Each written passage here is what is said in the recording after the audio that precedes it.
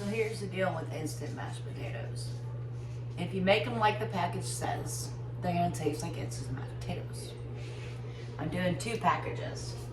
I like to keep instant mashed potatoes around for like if you're making real mashed potatoes and you actually get them too mushy, it's an easy fix. Each call for 2 cups of water.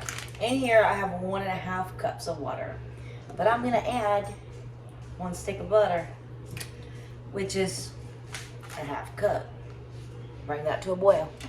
I'm so sorry, y'all. What I meant to say was I have 3.5 cups of water in here and 1 stick of butter, which totals 4 cups of liquid. It's thinking about it. While we're here, let's go ahead and add some salt. More can be added later. And some pepper. Keep mixing it.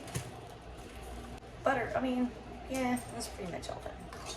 And that is hot enough. So now you turn off the heat. You dump your instant potatoes in. And you stir.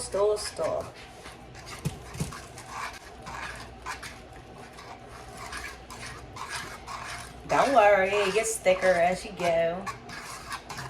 You gotta give them a minute to rehydrate. Done.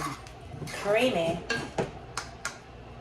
flavorful, instant mashed potatoes.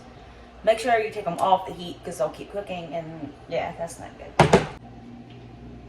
Alright. It almost tastes like the real thing.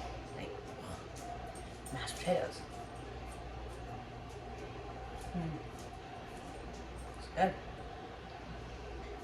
It's instant, but it's better than like just following the directions of the bag instant.